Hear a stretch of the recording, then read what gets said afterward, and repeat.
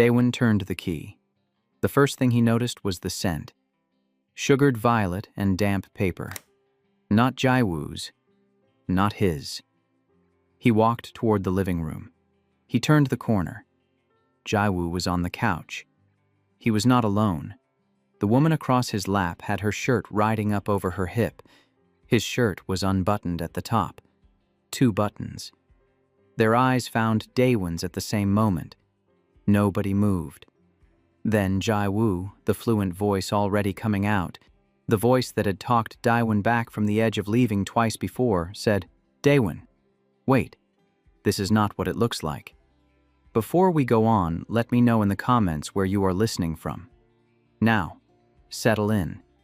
This one is going to stay with you." To understand what Daewon did next, you have to understand who Daewon had always been. He was the older brother in a household where the warmth went one direction and the chores went the other. His parents loved him. He had never doubted that. But the love that came toward him came in the shape of a list. Take your sister to the doctor. Pick up the prescription. Sit with grandfather while your mother is out. Help with dinner. Do the dishes. He was good at all of it. He was the kind of child teachers wrote dependable about on report cards. He had decided, somewhere in adolescence, that being useful was the closest thing to being chosen, and he had built his whole life on that foundation, without ever quite naming it. He met Jiwoo in his mid-20s. It was at the kind of party where most of the conversations were boring, and most of the drinks were warm. Jiwoo was the bright thing in the corner of the room, telling a story to a group of people who were laughing on cue. Daewon had been about to leave. He had his coat in his hand. Jiwoo had crossed the room to him, not the other way, and had said something that was funnier than it should have been, and Daewon had put the coat back on the hook. Jiwoo was an alpha, and everything about him said it. Tall, easy in his body, the kind of voice that made other people stop talking and listen. He worked at a rehab clinic, doing physical therapy for athletes and weekend warriors, and his patients adored him, and his co-workers adored him, and within a month of meeting him, Daewon had started to suspect that the thing he had been raised to mistake for love, the steady accumulation of usefulness, had a glamorous cousin he had never met before. Being chosen by Jiwoo in those first weeks was a whole different drug. They moved in together fast. Faster than Daewon's friends thought was wise, though only one of them said so, and even she said it gently. Jiwoo's apartment was nicer than Daewon's. His furniture was nicer.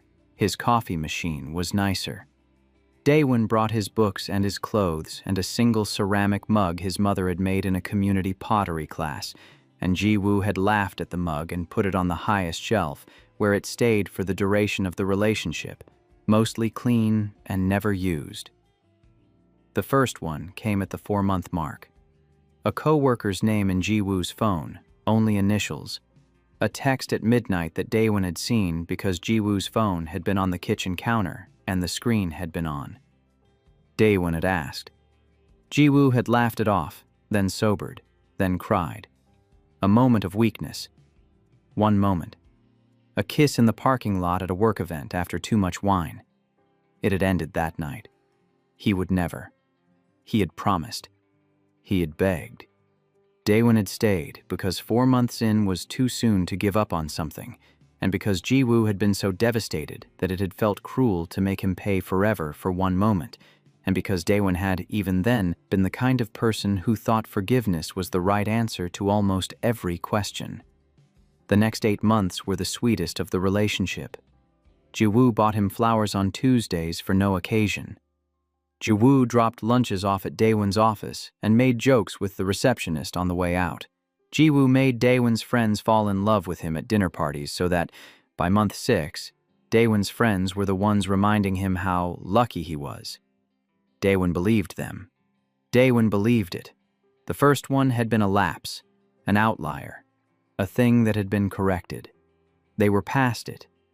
The relationship was good. The relationship was, in fact, the best relationship Daewon had ever been in, and the periodic small voice that said, "You should not have stayed," was, he decided, the voice of a younger version of himself who had not yet learned that real love required real grace. They bonded a year and a half in. It was Jiwoo's idea.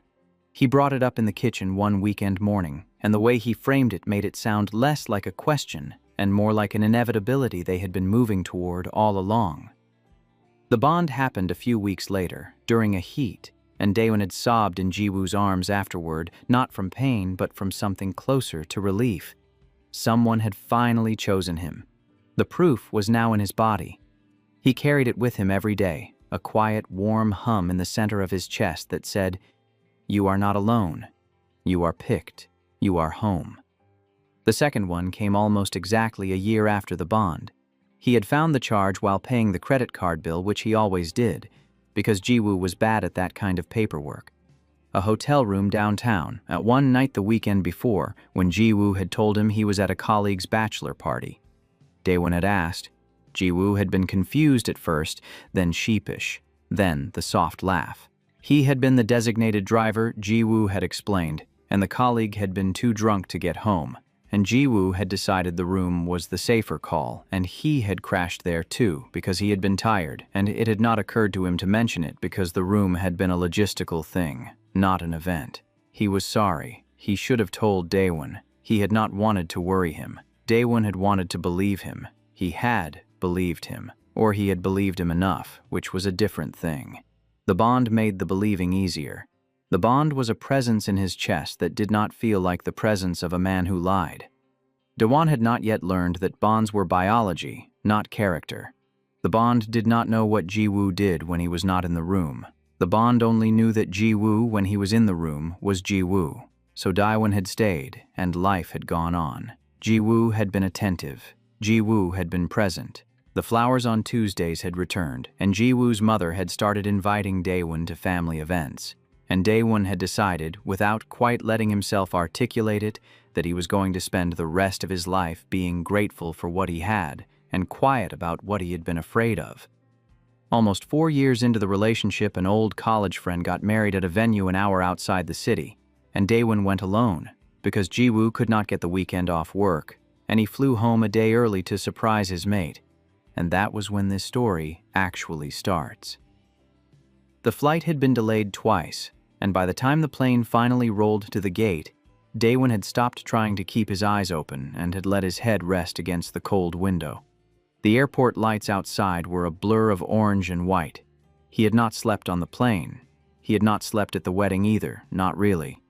The rehearsal dinner had run late, the morning had started early, the reception had gone until almost midnight, and somewhere between the toast and the photographs he had decided, on impulse, to fly home a day early instead of staying the second night at the hotel. He had not told Jiwoo. He wanted to surprise him. They had not seen each other in 5 days, which was a long time after almost 4 years of the same bed. He had spent the long stretches between the wedding events thinking about coming home and unlocking the door and finding Jiwoo on the couch in his old college sweatshirt, the one Jiwoo always wore at the end of a long week when he was tired and did not feel like going out. He had imagined how Jiwoo's face would change when he looked up. He had imagined the bond in his chest going from the quiet hum of distance to the warm settle of presence. He took an airport car home. The driver was quiet. Daewon watched the city slide past the window and felt the weight of his suitcase against his calf. For the first time in days, he was looking forward to something. The townhouse was dark from the street. That was not unusual. Jiwoo liked low lights. Daewon paid the driver, dragged his suitcase up the front step, and unlocked the door. The first thing he noticed was the scent in the entryway. It was not Jiwoo's. It was not his. It was sugared violet and damp paper, soft and unfamiliar, hanging in the air the way a stranger's perfume hangs in a room after they have left. Except it had not left. It was still there. Fresh. Recent. Recent enough that Daewon's body recognized it before his mind did, and the bond in his chest, which had been humming quietly for the entire drive, went quiet. He set the suitcase down by the door without thinking about why he was being quiet. The hallway light was off. A line of warmer light spilled from the living room. Daewon walked toward it, his coat still on, his keys still in his hand. He turned the corner into the living room. Jiwoo was on the couch. He was not alone. There was an omega across his lap, a woman Daewon had never seen before, her shirt riding up over her hip, her hair loose. Her face turned toward the doorway in the same instant Jiwoo's did. Their eyes found Daewon's at the same moment, and for one long, stretched-out second, nobody moved. The omega made a small sound, like air being let out. Jiwoo sat up so fast she nearly slid to the floor. He caught her elbow, steadied her, set her on the cushion beside him, and stood up. His shirt was unbuttoned at the top. 2 buttons. Daewon noticed without trying. "Daewon," Jiwoo said. His voice did the thing it always did. It dropped half a step. It softened. The fluent voice. The one that had, twice now, talked Daewon back from the edge of leaving. "Daewon, hey, wait. This is not what it looks like. Just listen. Just give me 1 second." Daewon did not say anything. The omega on the couch was clutching one of the throw pillows against her chest. Her eyes moved between Daewon and Jiwoo. She did not speak. She looked very young and very pale. "This is a patient of mine," Jiwoo said, still in that voice. "She had a panic attack at the clinic. She did not have anyone to call. I brought her here because I did not want to leave her at the office alone. Daewon, I know what this looks like. I do. But please, sit down. Let me explain." Daewon looked at the omega's shirt. Daewon looked at Jiwoo's shirt. Daewon looked at the bedroom door, which was open at the end of the hall, and the lamp on the nightstand, which was on, and which had not been on when Daewon had left for the wedding, because Daewon had turned it off himself. He did not say anything. He walked past Jiwoo, past the omega on the couch, down the hallway, and into the bedroom. The bed was unmade. The duvet was turned down on Jiwoo's side. There was a hairband on the floor that did not belong to either of them. The pillow on Daewon's side smelled very faintly of sugared violet and damp paper. He stood in the doorway for 1 breath. Then he walked to the closet, took down his suitcase from the shelf, opened it on the bed, and started moving clothes into it. "Daewon." Jiwoo was in the doorway now. "Daewon, baby. Come on. Come sit down. You have been on a plane all night. You are exhausted. You are not seeing this clearly. Just sit down for 1 minute and let me talk to you." Daewon opened the top drawer of the dresser. Underwear, socks. He scooped a handful of each into the suitcase. "You are going to feel ridiculous in the morning," Jiwoo said. He was using the soft laugh now, the one that had always been his closer. "I promise you. I promise. This is not what you think. She is a patient. I would not. I would never. After everything we have been through, you really think I would do this to you? In our home? You really think that little of me?" Daewon opened the second drawer. T-shirts. He took the ones on top. "Look at me," Jiwoo said. And there was an edge in it now, the small edge that always came when the soft voice was not working. "Daewon, look at me." Daewon did not look at him. "Okay." Jiwoo took a step into the room. His scent shifted. The bay rum sharpened. "Okay, you are upset. I get it. But you are also being unfair right now. You walked in on a situation and you are jumping to a conclusion without letting me say a single word. Do you know how that feels? After 4 years? Do you know how it feels to have my partner not even give me the benefit of the doubt?" The pivot. There it was. The same pivot as before. Daewon had heard it twice. He recognized it the moment it started. He closed the suitcase. He zipped it. "Daewon." He picked up the suitcase by the handle and turned around. Jiwoo was standing in the bedroom doorway, blocking it. Daewon waited. "You are not going to leave," Jiwoo said. "You are going to sit down. We are going to talk. We are going to figure this out the way we always do. Okay?" Daewon did not say anything. The seconds stretched. Jiwoo's face moved through several expressions, none of which settled. Finally, slowly, he stepped aside. Daewon walked past him, down the hallway, past the living room where the omega was now standing, half behind the couch, holding her shoes in one hand. She looked at Daewon. Daewon did not look back. He had nothing to say to her. She was, as far as he could tell from the look on her face, finding out something at the same time he was, and there would be a day, weeks from now, when he might feel sorry for that. Tonight was not that day. He reached the front door. He set down the suitcase to free his hand for the doorknob. Jiwoo's hand closed around his wrist.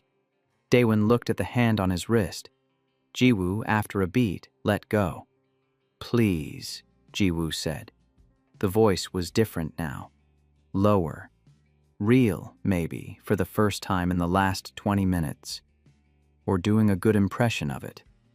"Please, don't go like this. Don't let me wake up tomorrow and find out you left without letting me explain. I will lose my mind."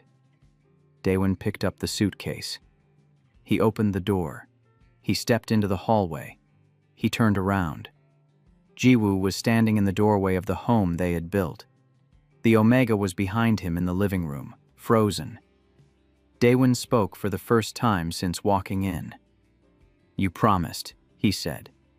He closed the door. He walked down the hallway to the elevator. He pressed the button. He waited. The hallway was very quiet. The bond in his chest, which had been quiet since he had turned the corner into the living room, started to ache. A dull, steady ache, like a bruise pressed on. The elevator arrived. He got in. The doors closed. He took out his phone. He blocked Jiwoo's number. He blocked Jiwoo's email. He blocked Jiwoo on the messaging app they used for the grocery list. He blocked Jiwoo on the photo-sharing app where they had 4 years of weekend breakfasts and the trip to the lake last summer, and the morning Jiwoo had bought him a plant for his desk, and they had taken a picture of it on the windowsill. He blocked Jiwoo on every shared platform he could think of, methodically, scrolling through each app and pressing each button while the elevator descended. By the time the doors opened on the ground floor, Jiwoo was no longer a person his phone could find. He walked out into the parking lot. The cold hit him in the face. He stood under the streetlight with his suitcase at his feet and looked up at the building he had lived in for almost 4 years and realized he did not have anywhere to go. He thought about that for a moment. He had a key to nowhere else. His name was on a lease that he was about to walk away from. The townhouse was the only address he had used since he was 25. He took out his phone. He pulled up the map. He found a hotel near the airport, the kind that took late check-ins. He booked a room from the parking lot. He called another car. While he waited, he did not look at the building. He looked at the curb. He looked at his shoes. He looked at the small puddle of melted slush near the storm drain where someone had stamped out a cigarette. He understood, distantly, that he was making himself look at small, ordinary things on purpose, so that he would not look up at the bedroom window 2 floors above him, where a lamp was still on that he had not turned on. The car came. He got in. He gave the driver the hotel address. He sat in the back seat with his hands flat on his knees and tried not to think about the smell of sugared violets. The driver said nothing.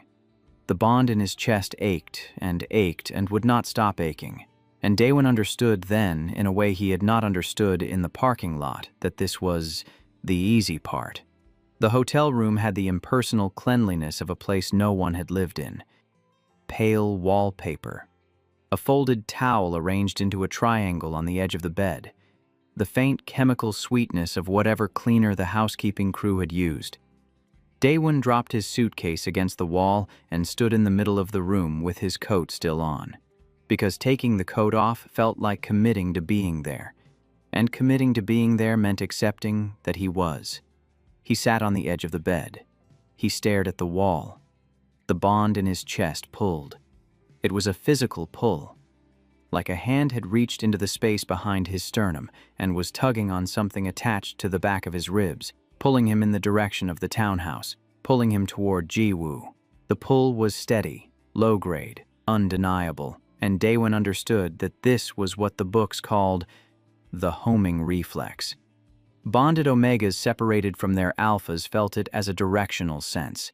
Their bodies knew where their alpha was, and the not being there with them registered as a physical wrong.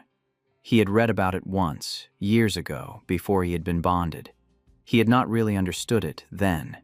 He understood it now. He sat on the edge of the hotel bed and let the pull and refused to move toward it. He thought about the sugared violet on his pillow. He thought about Jiwoo's hand on his wrist. He thought about the Omega holding her shoes by the couch, the shock on her face. He thought about how his own face must have looked when he turned the corner. He let the pattern lay itself out in front of him for the first time without flinching. 2 times he had known about. The first one Jiwoo had ended. The second one Jiwoo had explained away.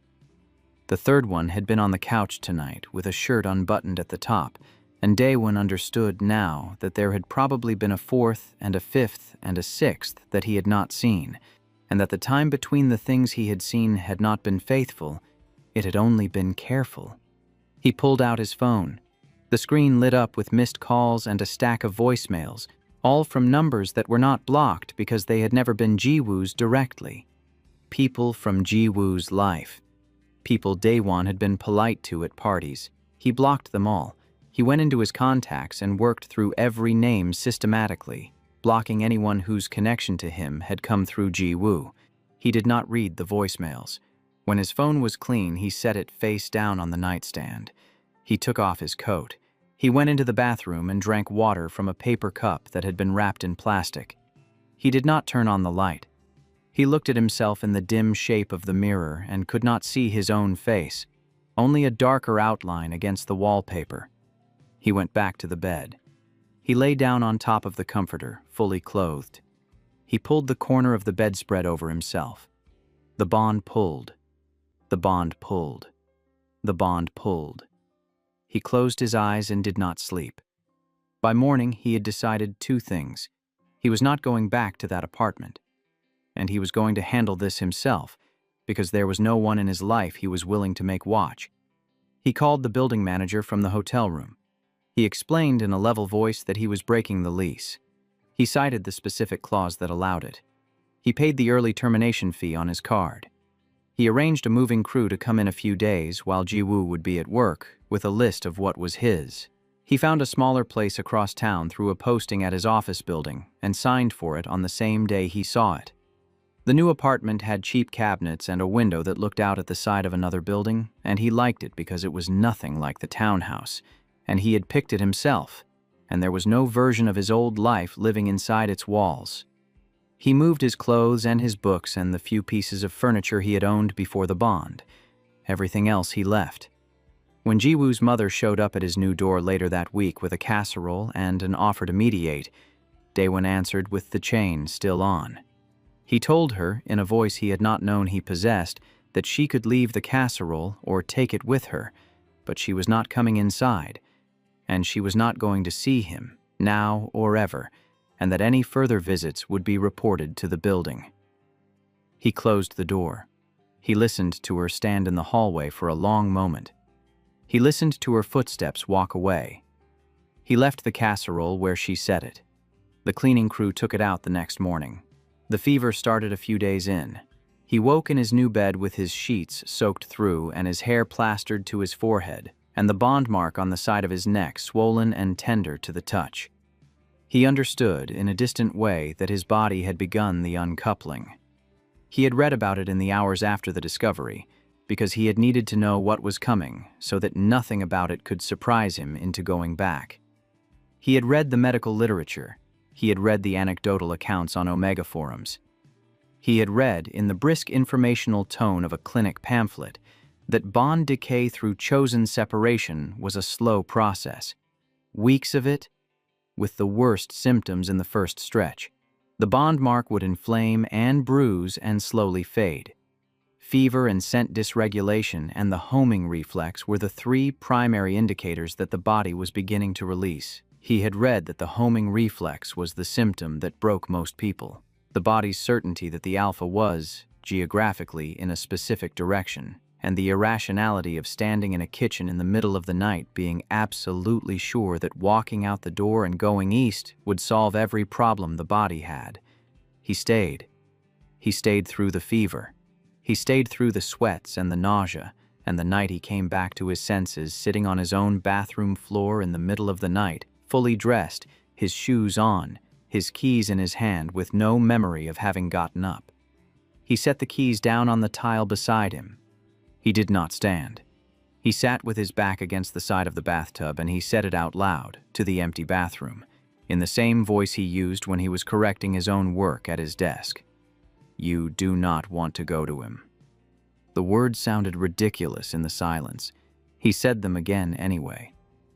"You do not want to go to him." He kept saying it, quietly. He said it until it stopped sounding ridiculous and started sounding true. He said it until his breathing slowed. He said it until he could pick up the keys, walk to the kitchen, drop them in the bowl by the door, and go back to bed. He cried for the first time the next morning, sitting at his own kitchen table with a cup of tea he had made himself and could not bring himself to drink. He cried hard. There was no one to hear it, and no one to hold him through it. And that was how it had to be. He had been raised to be the responsible one.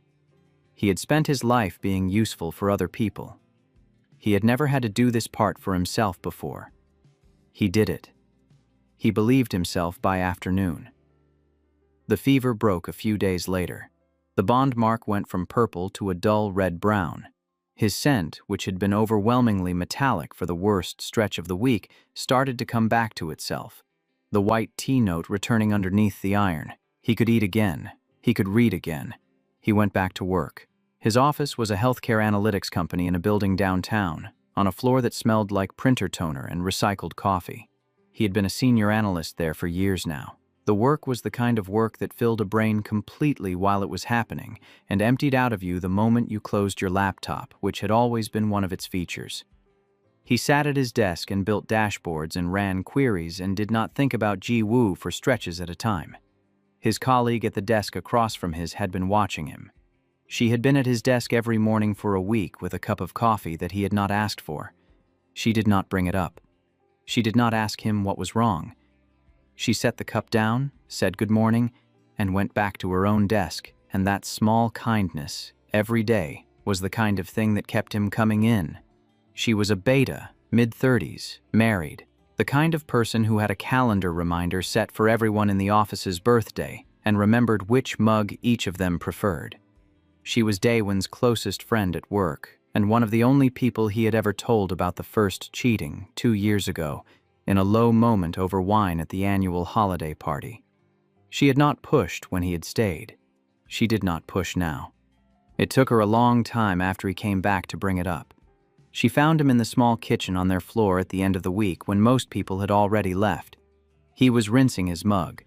She came in and started the espresso machine, and did not say anything until he had set the mug in the dish rack. "I am going to say something and I want you to let me finish," she said. "Okay. You look like a ghost. Thank you. I am not done. You look like a ghost, and I have been letting you be a ghost because that is what people need sometimes. But it has been a while now, and you are not getting less ghost-like. You are getting more ghost-like, and I cannot keep watching it without saying something. Okay. I want to set you up with someone." He laughed. The sound of it surprised both of them. "No," he said. "Hear me out." "No, I cannot. I am still releasing the bond. I cannot date someone right now. I cannot even imagine being in a room with a stranger right now." "That is exactly why you should." "That makes no sense." "It makes sense, and I am going to explain. You are sitting in your apartment every weekend trying not to think about him. The trying is the problem. The trying is what is keeping the channel open. You need a different channel. You need to go to a wine bar and have a drink with a person who is not him. And you need to come home and lie in bed thinking about that person instead of him. And that is how you start to let your brain rewire. That is a deeply unromantic theory of dating. I am a deeply unromantic person, and I have been married for 9 years. He almost smiled. She caught it and pressed. His name is Owen. He is the older brother of my partner's roommate, which I know sounds like a setup from a sitcom, but it is genuinely the connection. I have met him twice. He is a software developer. He works mostly from home. He is into whatever it is you are into with the spreadsheets and the keyboards. He is quiet. He is awkward. He is the most genuinely decent person I have met in a while. He is the opposite of Jiwoo in every way that matters, and I am saying that with both hands on the table. He sounds great. I am not ready. You will not be ready. Nobody is ever ready. You go anyway and you order a drink, and if it is terrible, you leave after one, and if it is not terrible, you stay for two. That is the entire plan. There is no second date in the plan. There is just the one drink. Why are you doing this? Because I love you, and I cannot watch you disappear. Also because Owen has been single for a long time and has the energy of a man who would be very kind to someone who needed kindness. And you need kindness, so the math works. He looked at her. She looked back. She had the expression of a person who had made up her mind weeks ago and was only now telling him about it. One drink, he said. One drink. If it is terrible, I leave. If it is terrible, you leave. I am not going to like him. You do not have to like him. You just have to sit in a room with him for an hour and not think about Jiwoo. He went home that night and lay on his back in his new apartment, a smaller place across town from the townhouse, and stared at the ceiling and tried to imagine being in a room with a stranger. He could not. He tried to imagine putting on a shirt that was not the one he had been wearing all week. He could not. He tried to imagine the sound of his own voice introducing himself to someone new and felt something close to nausea. He went anyway. Months had passed since the night in the parking lot. The bond mark on his neck had faded from red-brown to a thin silver line. The fever had not come back. The pull was still there, but quieter, manageable. Like a chronic injury becomes manageable. Not because it is healed, but because the body has learned to walk around it. The wine bar was in a neighborhood Daewon had not been to in years, which had been deliberate on his colleague's part. Not Jiwoo's neighborhood. Not Daewon's old neighborhood. Somewhere new. Daewon arrived a few minutes early because he was always a few minutes early, and he stood outside the door for a long moment before going in, and then he went in. The man at the table by the window was already there. He was sitting in the seat that faced the door.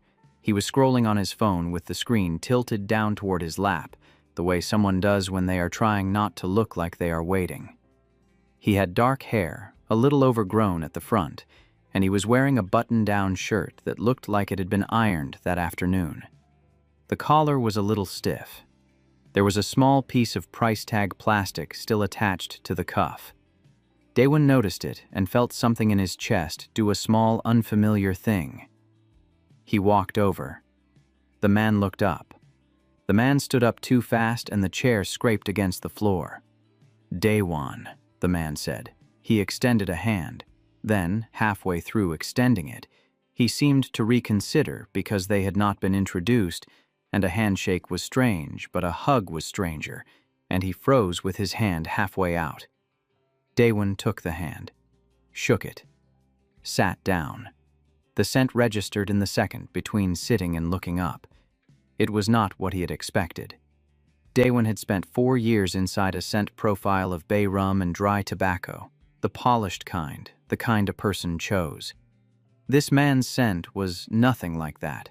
It was a struck match smoke, faint, like the memory of smoke rather than smoke itself. Underneath was something green and bitter, almost vegetal, the way a walnut hull smells when it is fresh. Underneath that was something warm and quiet, like clean wool.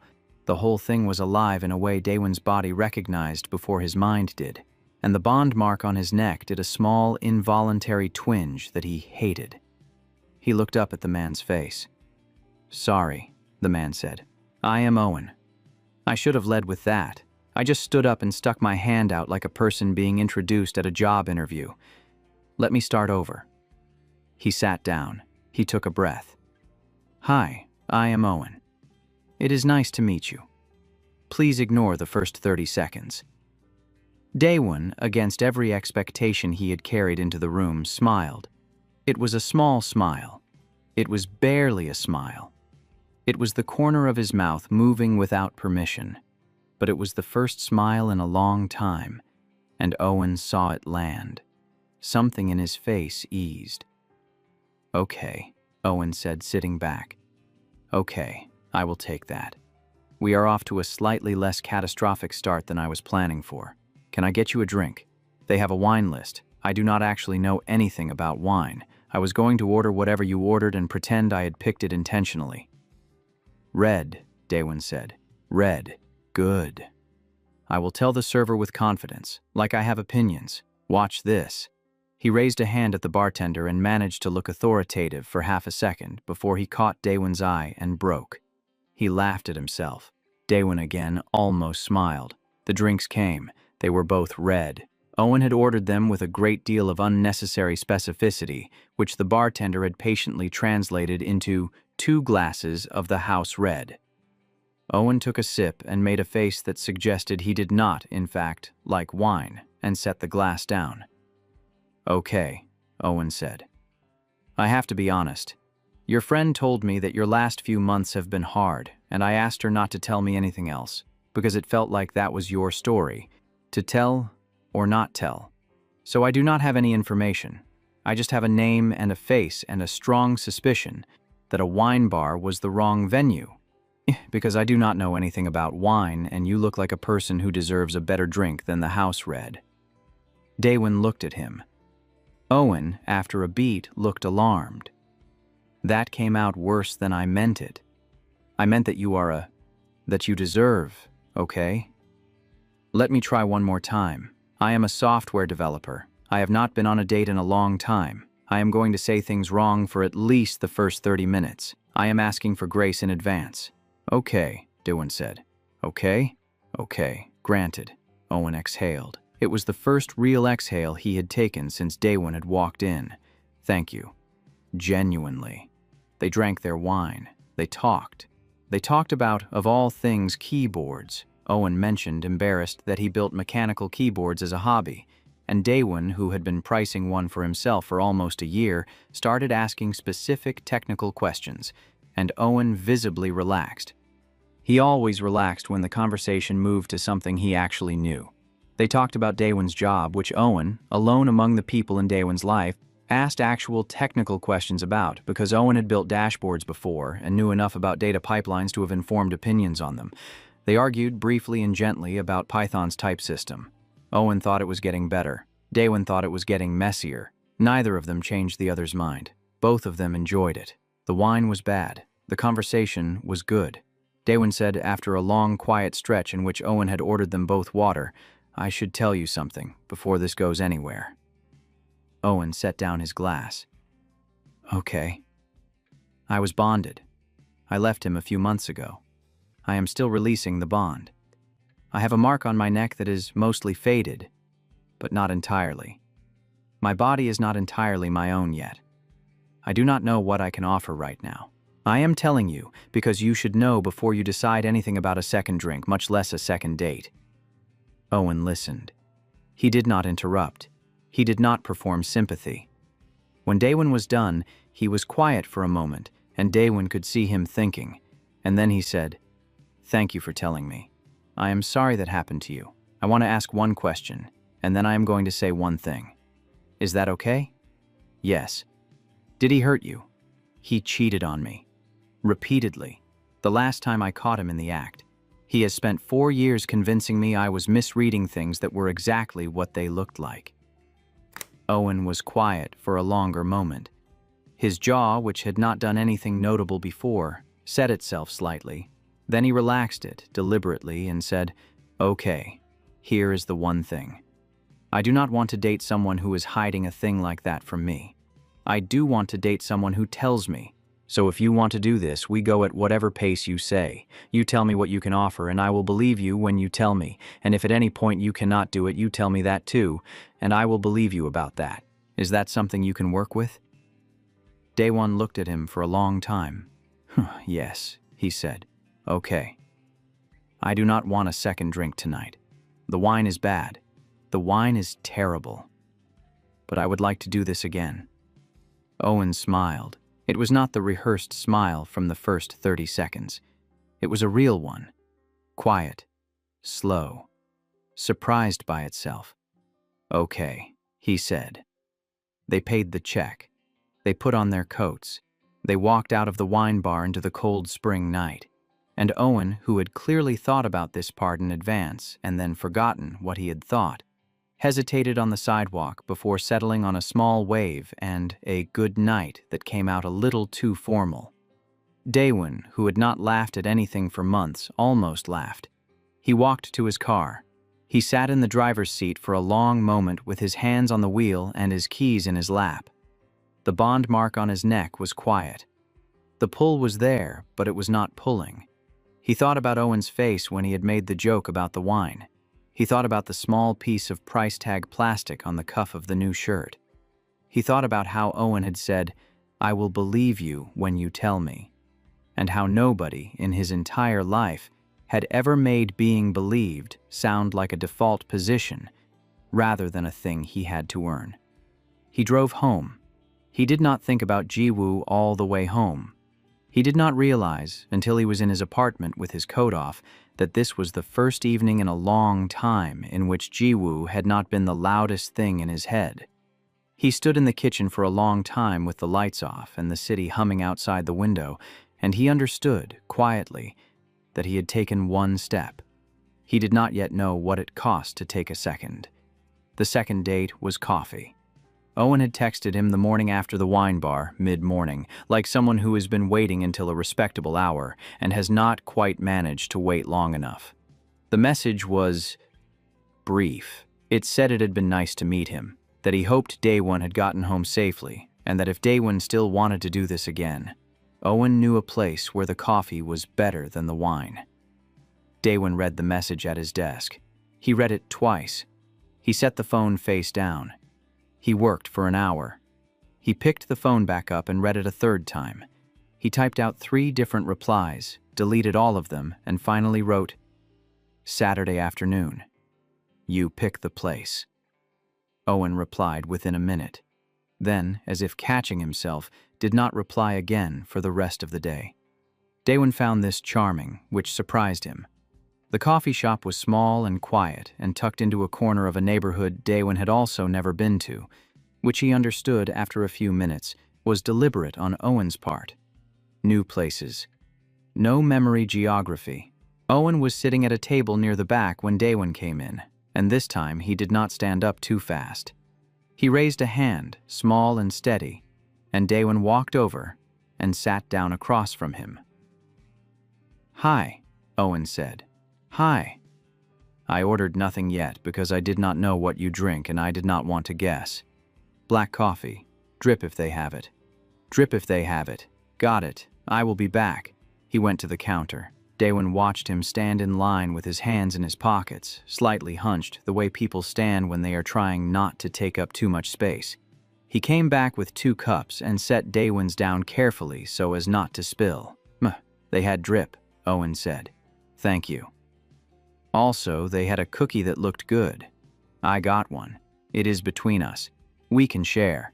If you do not want any, I will eat the whole thing and feel weird about it." Daewon took half the cookie. They talked. The conversation was easier than the wine bar conversation because the wine bar conversation had broken the worst of the ice, and the coffee shop did not require either of them to start from nothing. Owen asked about Daewon's week. Daewon answered. Daewon asked about Owen's week. Owen answered. There was a long stretch when they talked about a documentary they had both seen, separately, about the deep ocean, and Owen got animated talking about a particular species of jellyfish that he found stupid in a way that he loved, and Daewon laughed twice. He noted it both times. He had not laughed in his own apartment in months. He had laughed twice in the same hour at this man. After about an hour, Owen said carefully, "I want to ask you a question, and I want to do it badly so that you can hear me trying. Is that okay?" "Okay. How are you? Today. Right now.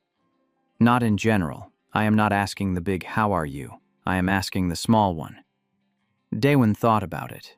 He had been thinking about how to answer the big how are you for months, and the question of the small one had not occurred to him, and the smallness of it loosened something.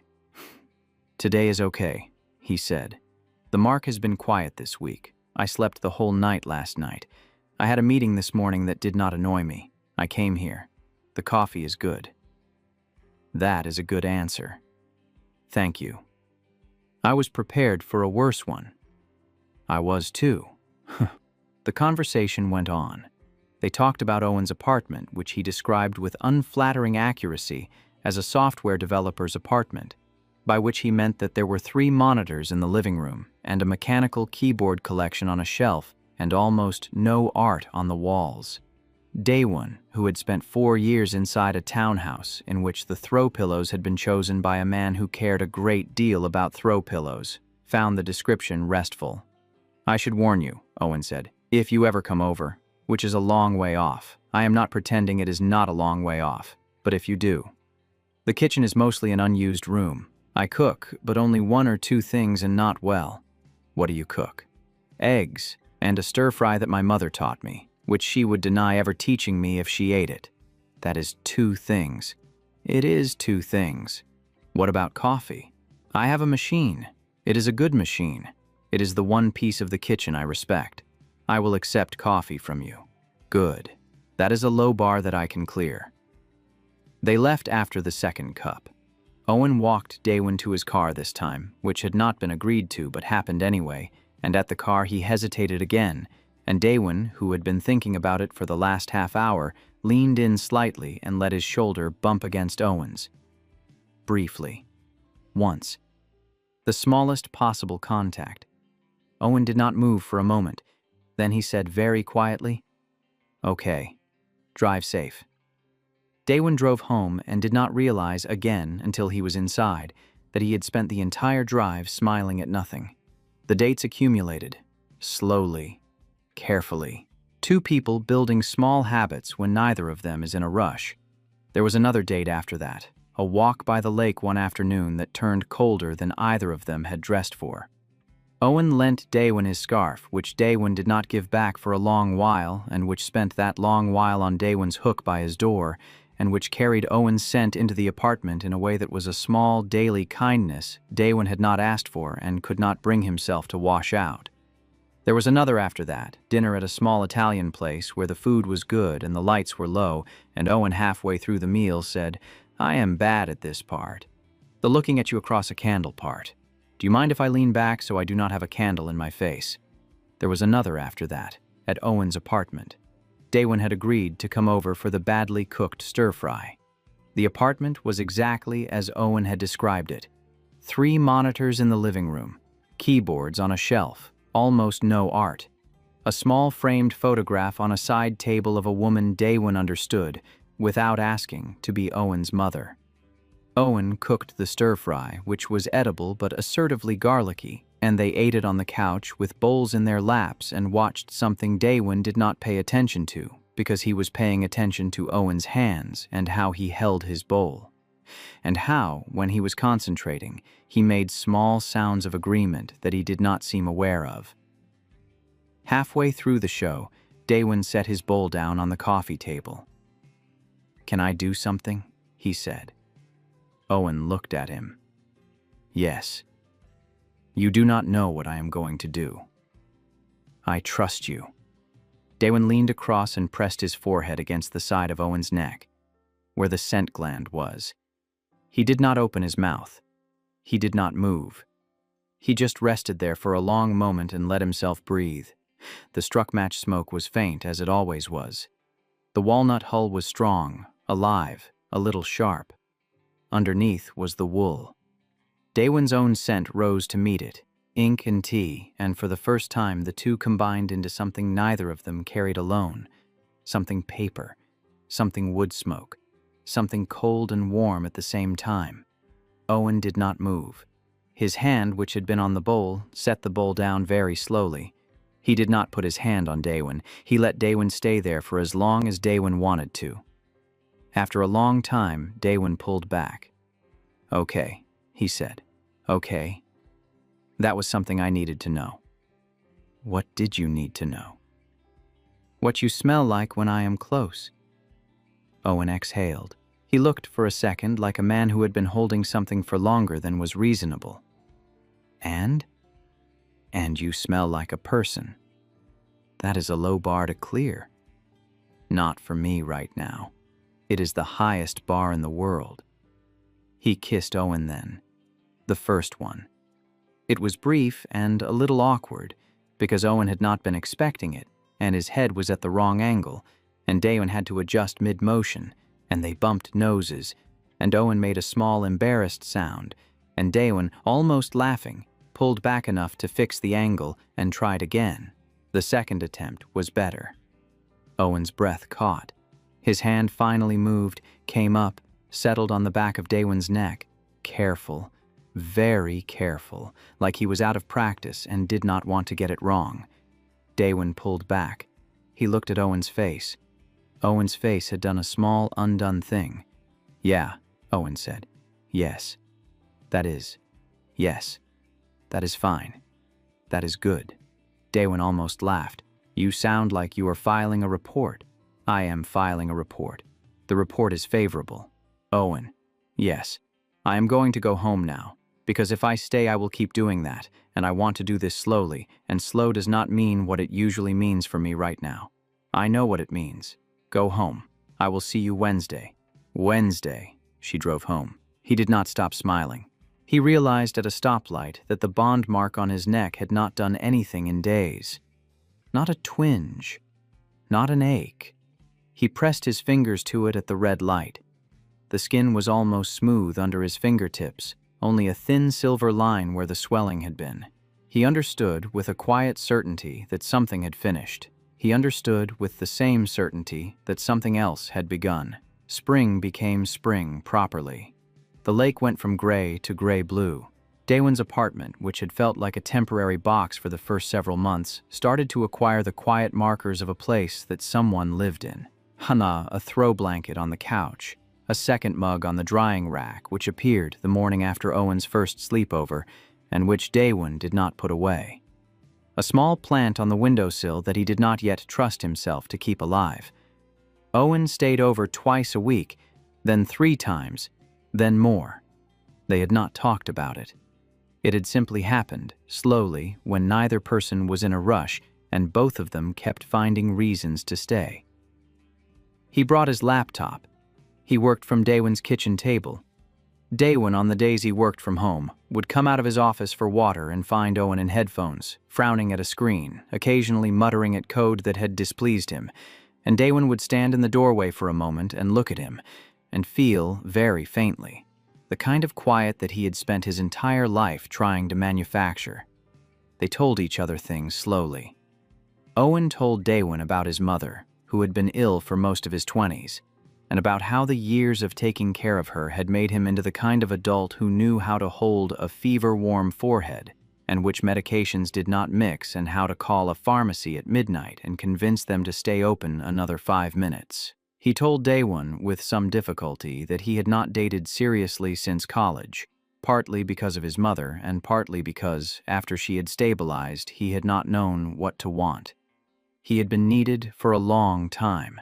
He was not used to being wanted in a regular way, and was still figuring out how to act when somebody wanted him. Daewon told Owen about the first time, about the second, about the years between and after, about the gaslight, the shape of it, the particular voice Jiwoo used when he was about to talk Daewon out of a thing he had seen with his own eyes. He told him about the time, 2 years in, when he had stood in his own kitchen at midnight after the second confession and decided to forgive, and how that had been the worst thing he had ever done to himself, because after that he had stopped trusting his own eyes about anything. Owen listened. He did not interrupt. He did not editorialize. When Daewon was done, he said, "I am not going to do that to you. I want you to know that as a fact, not as a promise." Promises did not work for him. So I am telling you as a fact. Okay. I am not perfect. I will mess up. I will say things wrong. I will forget your coworker's name even though you have told me twice, but I am not going to do that to you. That specific thing. Ever. Daewon nodded. He did not say anything for a long time. Owen did not push. They sat on the couch and Owen put his arm along the back of it, not around Daewon, just resting there, and Daewon, after a long while, leaned into it. The bond mark on his neck was almost gone now. A faint silver thread. The pull, which had been the loudest thing in his body for months, had finally gone quiet. He had not thought about Ji-woo for entire days. He had started to believe cautiously that the worst of it was behind him. He was wrong. It was a quiet evening when it happened. Late spring, almost summer, the kind of evening when the air finally smelled like something other than cold. Owen had come over for dinner. They had cooked together. Owen had cut vegetables badly, and Daewon had teased him about it, and Owen had said with great dignity that he was a software developer, not a knife handler. And Daewon had laughed, and Owen had set down the knife and kissed him in the kitchen, and they had eaten, and they had cleaned up together, and it had all been so ordinary and so good that Daewon had not for a single second been on alert. Owen was leaving. Daewon walked him to the door. They stepped out into the hallway because Owen had a tendency to forget his coat, and Daewon had a tendency to remember it for him. And Owen was in the middle of saying something about a project at work when the elevator at the end of the hall opened. Ji-woo stepped out. He had flowers. For one stretched-out second, all three of them stood in the hallway and looked at each other. Daewon's bond mark, which had been silver and quiet for weeks, twinged. He hated his body for it. He hated it instantly. He hated it like you hate a part of yourself that has betrayed you in a small way you cannot publicly admit to. Daewon, Ji-woo said. Owen's hand, which had been resting on his own coat pocket, went very still. Ji-woo. Daewon's voice came out level. He did not know how. What are you doing here? Ji-woo took a step forward. Owen took half a step in front of Daewon without seeming to notice he had done it. Daewon put his hand flat against Owen's chest. Owen stopped. Ji-woo, who had been looking at Owen with something that was not quite a question, looked back at Daewon. Please. Please. Daewon, just 5 minutes. I have been calling for months. You have been blocking everyone. I had to come here. I would not have come if there was any other way, please. How did you know where I lived? Your friend from work, the one who set you up with him. I ran into her partner at the gym. I asked. I told them it was for a gift. I am sorry. I know that is bad, but please, just listen. Daewon's hand on Owen's chest stayed where it was. I am not going to listen, Daewon said. I told you. We are done. I told you with my own mouth. I blocked you so that you could not keep telling me you had something to say. The point of blocking you was that I did not need you to say it. I have been in therapy. Good. I have not. I have not seen anyone since you, not her, not anyone. I am not asking for anything. I am just asking you to read what I have been writing. I have been writing you letters. Every day. I have a folder on my computer of letters I have not been able to send because you blocked the email.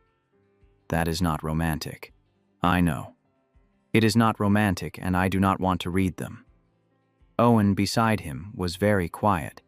The match note in his scent had sharpened in a way Daewon had not seen before.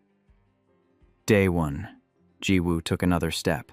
I will leave. I will leave right now. I am not going to come back. I need you to do one thing for me. One thing. Unblock me. So I can send you what I have written. Read it or do not read it, but I need to be able to send it. I cannot live with knowing there is no channel. Daewon recognized the ask for what it was, the smallness of it, the framing as the lightest possible request, the reliance on his guilt about being unreasonable, the fact that, if he agreed, it would give Ji-woo a key back into a door Daewon had spent months sealing. He almost said no. He almost said it cleanly. But the bond mark on his neck pulled again, smaller this time, and he hesitated. The hesitation was less than a breath. It was barely a hesitation, but he felt it, and he hated it, and he understood in the same moment that Owen had felt it too, because Owen's hand very quietly came up and rested against Daewon's lower back. Just there, not pushing.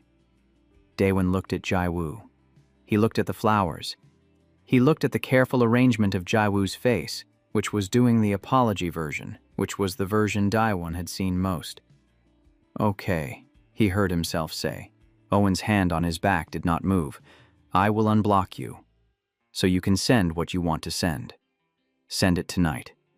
Once. Whatever you have to say.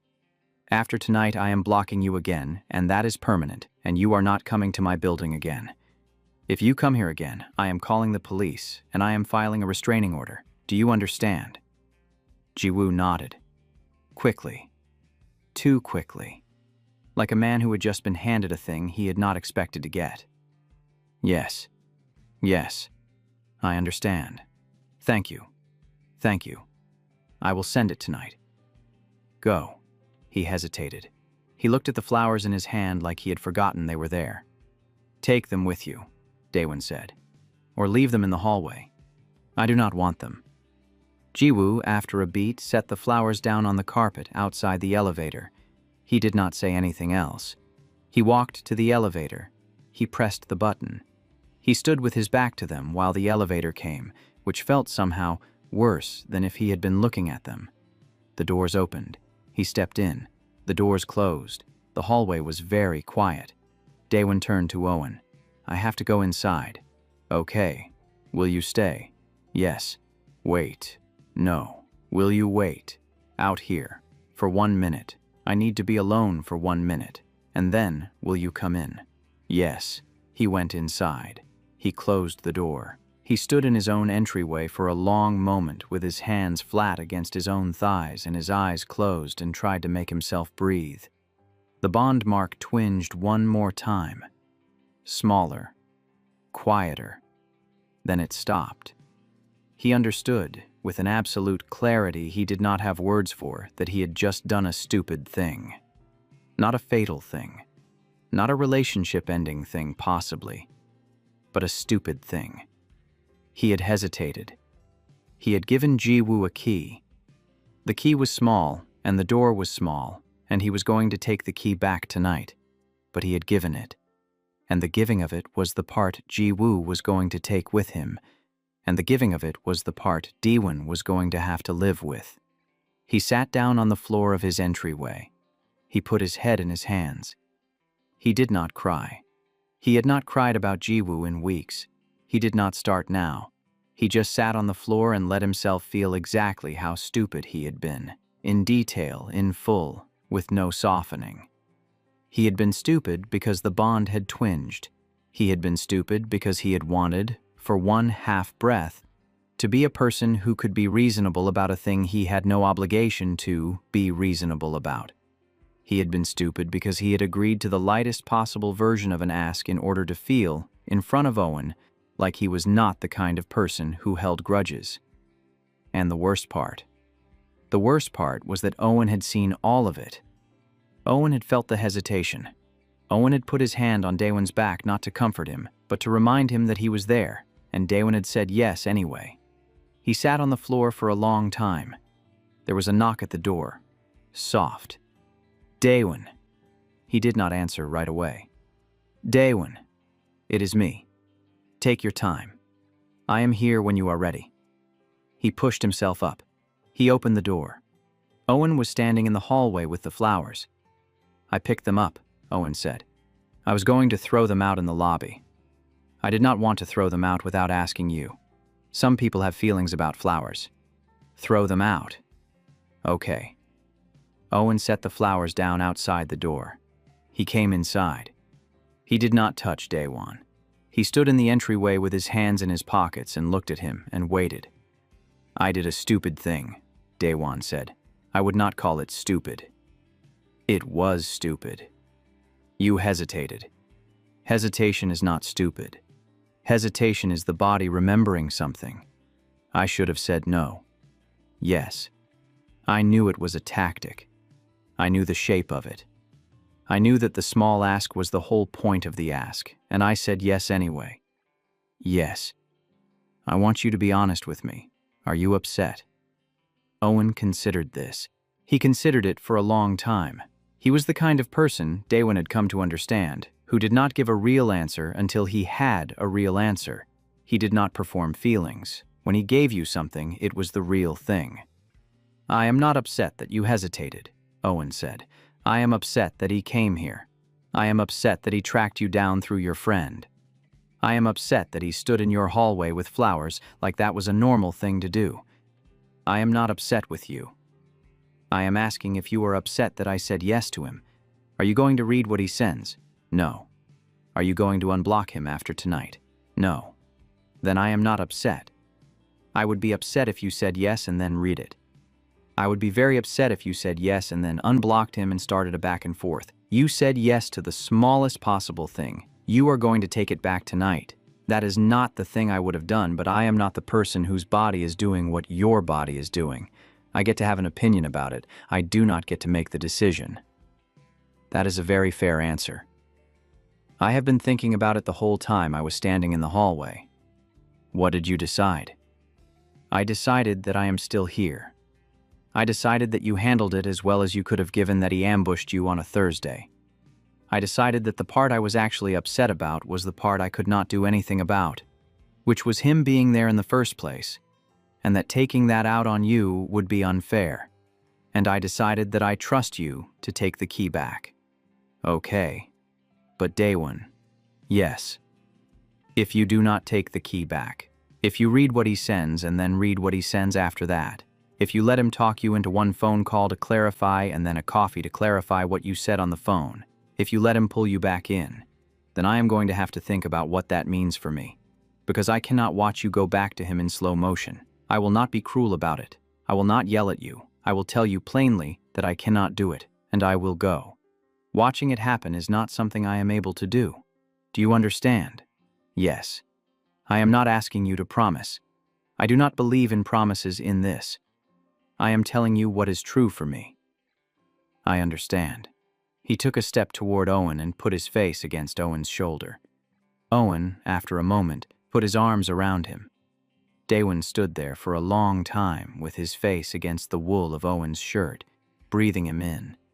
Their scents combined again, the same way they had on the couch. He decided then that he was going to handle this. He was going to take the key back tonight. He was going to be the person who took it back, not the person who had given it. He had been good at hard work his entire life. This was just one more piece of work. He pulled back. He looked at Owen. I am going to do something now, and I want you to stay. Will you stay?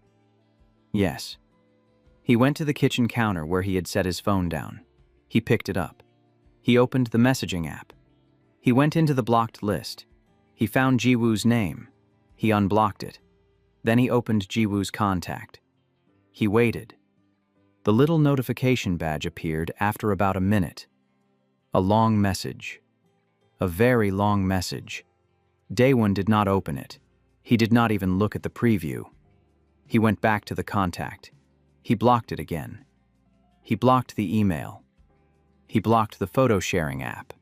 He went back through every channel he had unblocked and reblocked it. And then he went into his contacts and added Jiwoo to the deleted numbers list. And then he went into his phone settings and turned on a feature he had been told about by someone at work that automatically routed any unknown number to voicemail without ringing. He set it. He confirmed it. He set the phone down. He looked at Owen. Done. You did not read it. I did not read it. How does that feel? Strange. The bond mark just did a small thing. I do not know if it is the body or the brain, but it is quiet now. Okay. I want to say one more thing. Okay. I am sorry I hesitated. I know you said you do not need an apology. I am giving you one anyway. Not because I owe it to you, because I want to say out loud that I knew it was a tactic and I said yes anyway, and the next time I will not. I want to put that on the record, with you in the room, so that next time I will hear myself saying it. Owen considered this. Okay, he said. Apology noted, on the record. Thank you. For what? For not making me grovel for it. I do not need you to grovel. I know. That is what I am thanking you for. Owen, after a beat, almost smiled. It was a thing he did when he had been caught off guard by something kind. Daewon had decided, some time ago, that he was going to cause it as often as he could. They stayed in for the rest of the night. They did not turn the television back on. They sat on the couch and Owen read on his phone and Daewon read a book, and at some point Daewon's feet ended up in Owen's lap, and Owen, absent-mindedly, put one hand on his ankle, and they stayed like that for a long time. Owen left late. At the door, he kissed the top of Daewon's head, which was a thing he had started doing, and which Daewon had decided he was never going to mention, because the mentioning of it would make it self-conscious, and Owen would stop. Daewon locked the door. He went to bed. He slept. He had one more thing to do. He did it later that week. He sent Jiwoo a single message from a relay number, the kind of throwaway channel that did not let Jiwoo write back. The message named a coffee shop and a time. It said that this would be the only meeting, that the purpose was not reconciliation, was not discussion, was not negotiation. The purpose was for Daewon to say something to him in person, with Jiwoo in front of him, that Daewon needed to say with his own mouth. After that, there would be no further contact by any channel ever. Jiwoo agreed within the hour. Of course he did. Daewon picked the place. A coffee shop near his office in the daytime, in public. He picked the time. He went alone. He told Owen what he was doing the night before. "Do you want me to come?" Owen said. "No, I need to do this alone. Not because I do not trust you, because I do not trust myself unless I do it alone. If you are there, I will be partly performing for you. I need to be only with him so that I am only saying it to him." "Okay. Will you be free after?" "I will be free all day after." "I will come over." "Okay." The coffee shop was bright. Jiwoo was there when Daewon arrived. He had 2 coffees on the table. He had ordered one for Daewon. Daewon noted it and did not touch it. He sat down across from Jiwoo. He set his hands on the table. He did not take off his coat. "I am not staying long," he said. "Okay. I am going to say something. I am not going to respond to anything you say back. I am going to say what I came to say, and I am going to leave. Please do not interrupt me. If you interrupt me, I will leave faster." "Okay. I came here because I needed to say this to your face, so that I know I said it. I am never going to see you again. I am never going to talk to you again. I am never going to read anything you write to me, and the message you sent me on Thursday is still unread, and is going to stay unread until I delete it, which I will do tonight. The bond is gone. I released it. My body is no longer attached to you in any way that matters. I do not love you. I do not think I have loved you for a long time. I think I love the idea of being chosen, and I let you stand in for that idea for 4 years, and I am angry with myself for that. But I am not angry with myself in a way that you get to participate in. You do not get to apologize. You do not get to explain. You do not get to tell me you have changed. You do not get to tell me about the letters in the folder on your computer. You do not get to send flowers. You do not get to come to my building. You do not get to ask anyone in my life how I am doing. You do not get any access to me. Not now, not next year, not when you are 60 and feeling reflective. Not ever. The last time I let you talked me out of something I had seen with my own eyes. I am not letting that happen again. So I came here to say it, in a coffee shop, on a Saturday, with you across the table from me, and then I am walking out. Jiwoo opened his mouth. Daewon stood up. "I am done," he said. "Goodbye." He walked out. He did not look back. He got in his car. He sat in the driver's seat for a long moment with his hands on the wheel. He waited for the wave of regret, the wave of guilt, the thing that Jiwoo had always made him feel after every confrontation, the thing that had made him every time want to call back and apologize. It did not come. He waited longer. It still did not come. He started the car. He drove to Owen's apartment. Owen opened the door in a t-shirt and pajama pants, and his hair was a mess, and he had clearly been waiting because he had nothing in his hands. No laptop, no phone, just himself.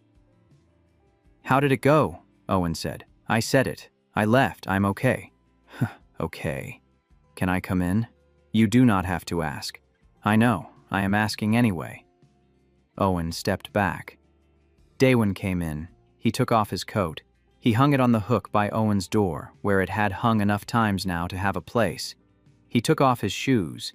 He walked into Owen's living room, past the 3 monitors, past the keyboard collection, past the small framed photograph of Owen's mother on the side table. He sat down on Owen's couch. He patted the cushion next to him. Owen sat down. Daewon leaned over and put his head on Owen's shoulder. They did not say anything for a long time. The bond mark on Daewon's neck was finally quiet. Months later, the season turned the corner. That summer always turns into something hotter than expected. Daewon had moved into Owen's apartment. They had talked about it for weeks before doing it. Owen had made it clear that the 3 monitors had to stay. Daewon had countered that one of them could be relocated to the bedroom for him. Owen had countered that this was an excellent solution and proposed it as if he had thought of it himself. The bedroom acquired a second monitor.